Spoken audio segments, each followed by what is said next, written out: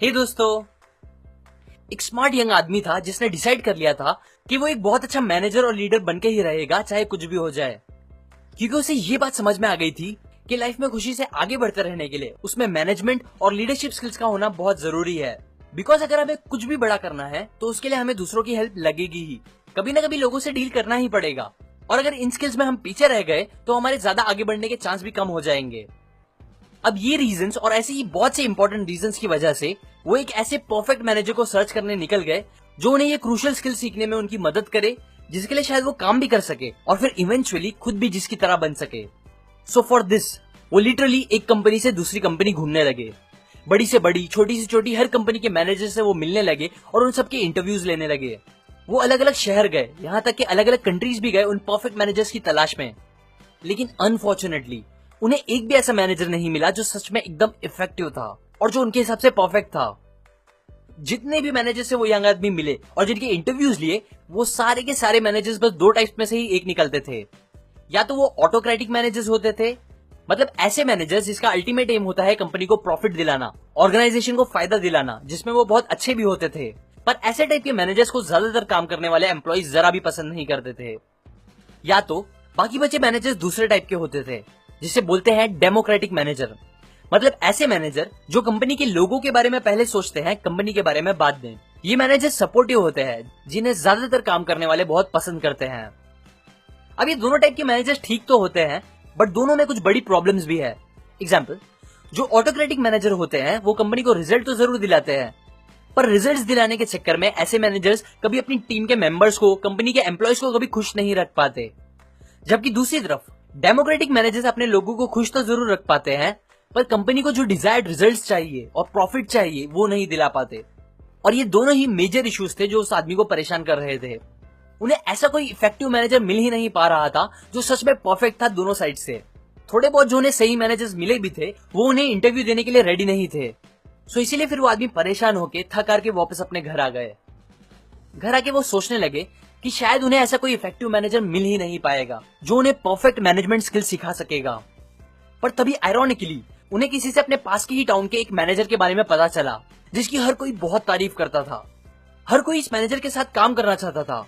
और इतना ही नहीं, ये एक ऐसा मैनेजर था जो अपनी कंपनी को बहुत प्रॉफिट भी दिला रहा था। अब उस आदमी ने जब पहली बार ये सारी बातें सुनी तो उन्हें ये झूठ लगा, बट फिर भी उन्होंने उनसे मिलने का डिसाइड किया।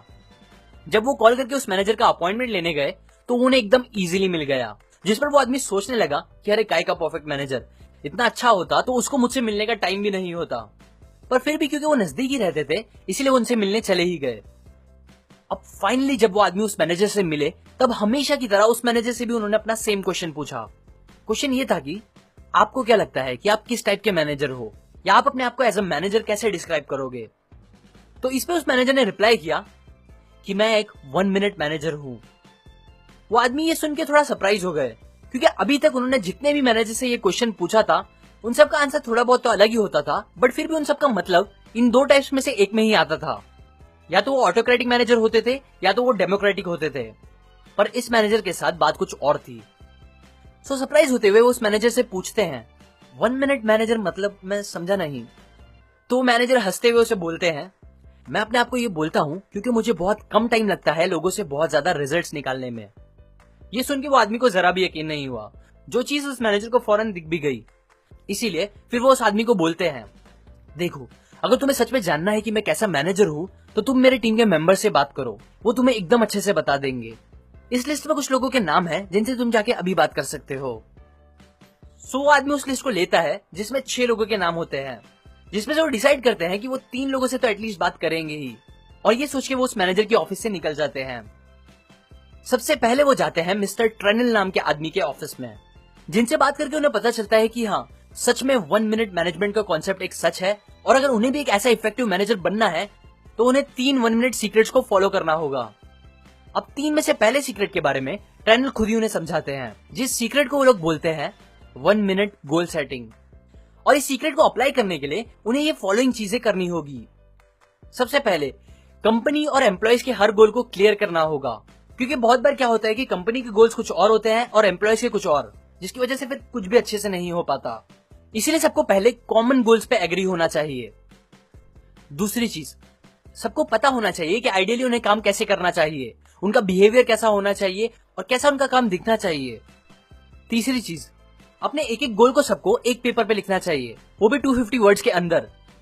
चौथी चीज, अब इन गोल्स को बार बार पढ़ते रहना चाहिए और ये करने के लिए हमें 1 मिनट से ज्यादा नहीं लगेगा क्योंकि वो 250 वर्ड से कम है। पांचवी चीज, कुछ टाइम के गैप में हमें देखना चाहिए 1 मिनट टाइम निकाल के कि हम अपने गोल्स पर बराबर काम कर रहे हैं कि नहीं और क्या हमारा बिहेवियर आइडियल बिहेवियर से मैच कर रहा है कि नहीं। बस ये है 1 मिनट गोल सेटिंग के पॉइंट्स जिसे आपको फॉलो करने चाहिए। वो आदमी को ये बातें काफी सिंपल और इफेक्टिव लगती है, सो वो ट्रेनल को एक्साइटेड होकर पूछते हैं कि ये तो बस पहला सीक्रेट था है ना, बाकी दोनों क्या है। तब ट्रेनल स्माइल करते हुए उन्हें घड़ी की तरफ दिखाते हैं और बोलते हैं, तुम्हें अब सेकंड सीक्रेट जानने के लिए मिस्टर लेवी के पास जाना चाहिए। वैसे भी तुम्हें एटलीस्ट 3 लोगों से तो मिलना ही है, राइट? सो क्यों ना तुम उनसे जाके पूछो। इस पे वो आदमी स्माइल करता है और फिर पूरी एनर्जी के साथ लेवी के ऑफिस जाने लगता है। अब लेवी से मिलने के बाद अगेन उन्हें ये बात कंफर्म होती है कि हाँ, 1 मिनट मैनेजमेंट की बात एकदम सच है और वो खुद इससे बहुत खुश है। सो वो आदमी फिर लेवी को बताता है कि उन्हें 1 मिनट गोल सेटिंग का तो पता है, पर दूसरा सीक्रेट क्या है उन्हें नहीं पता। सो तब लेवी उन्हें समझाना स्टार्ट करते हैं सेकंड सीक्रेट के बारे में, जिसे बोलते हैं 1 मिनट प्रेजिंग। और इसे फॉलो करके 1 मिनट मैनेजर बनने के लिए लेवी उन्हें ये सारी चीजें करने बोलते हैं। पहला, अपने मेंबर्स को पहले से बोल के रखो कि आप उन्हें सच्चा फीडबैक दोगे उनके काम के लिए। दूसरा, लोगों को उनके अच्छे काम के लिए फौरन उनकी तारीफ करो, क्योंकि मोस्टली प्रॉब्लम ये होती है कि लोग दूसरों की बुराई के लिए तो उन्हें फौरन क्रिटिसाइज करते हैं, बट अच्छे कामों के लिए फौरन तारीफ नहीं करते, जिससे लोगों को काम करने इतना मजा नहीं आ पाता और वो अच्छे से काम भी नहीं करते। सो इसीलिए ऑलवेज प्रेज इमीडिएटली। तीसरा, स्पेसिफिकली उन्हें बताओ कि उन्होंने क्या काम अच्छा किया। चौथा, उन्हें बताओ कि आपको कितना अच्छा फील हुआ उनके सही काम को देखकर और वो चीज कितनी इंपॉर्टेंट थी। पांचवा, थोड़े सेकंड्स के लिए चुप रहो ताकि वो भी आपकी फीलिंग्स को फील कर सके। छठा, उन्हें वो सही काम करने के लिए और एनकरेज करो। अब ये सारी बातें सुनने के बाद अगेन उस आदमी ने पूरी एक्साइटमेंट के साथ पूछा, ये तो था सेकंड सीक्रेट, और तीसरा सीक्रेट क्या है? तब लेवी ने स्माइल करते हुए कहा, ये चीज तो आपको मिसेस ब्राउन बताएंगी। आई नो आपको भी उनसे मिलना बाकी है। सो ये आंसर मिलने के बाद उन्होंने लेवी को थैंक्स बोला और फिर और ज्यादा एक्साइटमेंट के साथ मिसेस ब्राउन के ऑफिस में चले गए।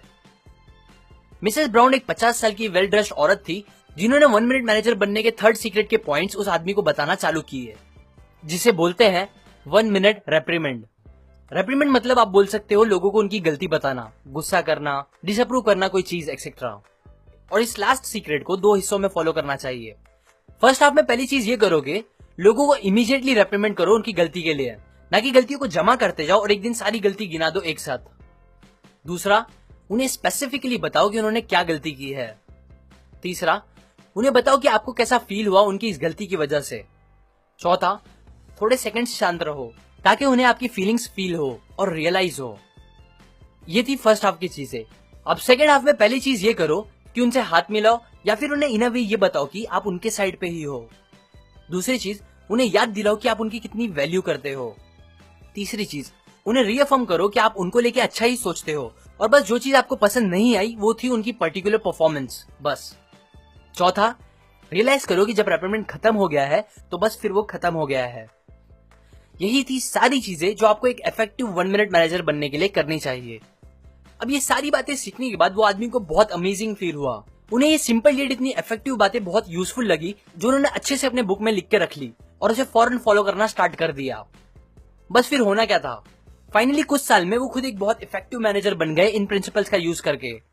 मैनेजर जो कम टाइम में ज्यादा रिजल्ट्स निकालता था और जिसे सब पसंद करते थे।